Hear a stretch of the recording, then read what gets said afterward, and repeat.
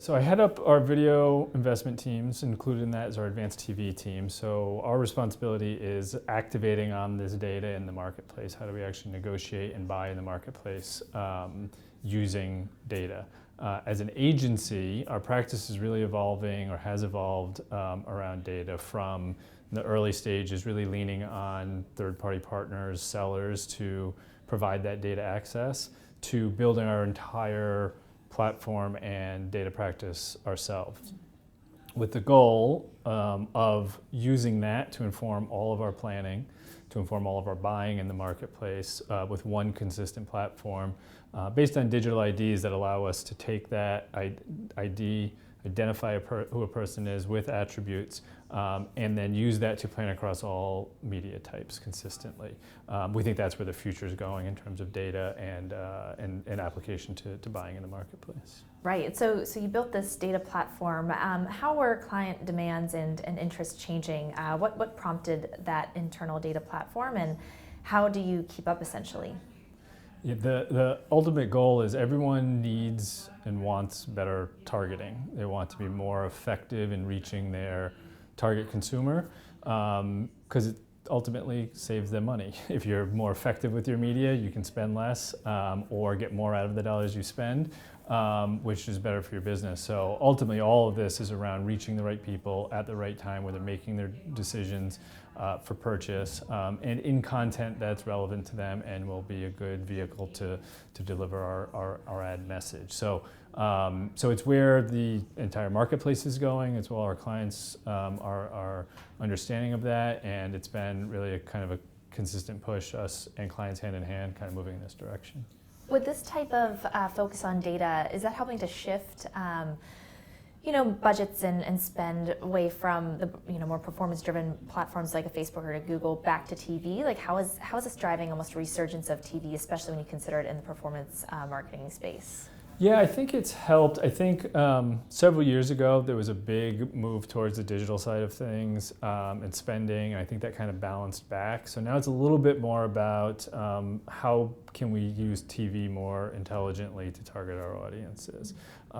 So I think that the budgets have kind of found their levels across different media types, and really now it's about trying to find smarter ways to use linear TV, smarter ways to use OTT, which is a relatively new platform, to deliver that audience. What metrics are you watching then, especially as TV now can really be top of the funnel to bottom of the funnel? It depends on clients and what the KPI for a particular campaign or a particular client is, but we use TV in both ways, and more are measuring top of what traditionally has been top of the funnel use of TV, but also how well is that driving business. And with conversions and how well we're driving to website or driving to store, we're also measuring brand health. So it's all becoming, it's not top of the funnel over here and bottom of the funnel over here, it's all kind of being measured together and looked at together, because we know every media placement we have is going to pull multiple levers for the client. So we're trying to measure all of that at one time. Mm-hmm. So obviously that's a lot to do.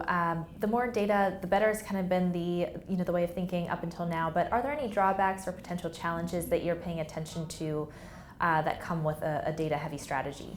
Yeah, I think there's two kind of challenges we're experiencing right now. Is one, with better targeting becomes more narrow audiences and more narrow reach of your buys.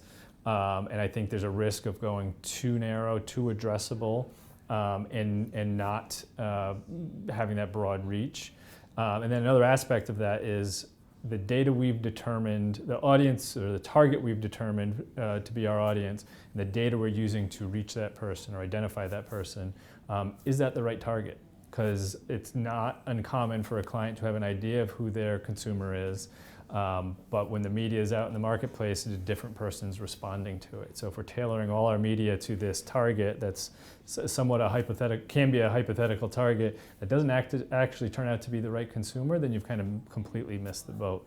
So that's a risk inherent in all of this as well. You have to make sure you're identifying the right audience, who is the consumer, and finding the right data source to reach that person. Right, and finally, looking ahead, obviously there are a lot more streaming partners and channels that clients can be advertising on.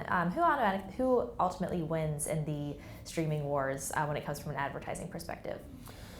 Yeah, streaming wars are a whole big can of worms that's yet to be, well, it's just starting to be opened, that we'll all figure out.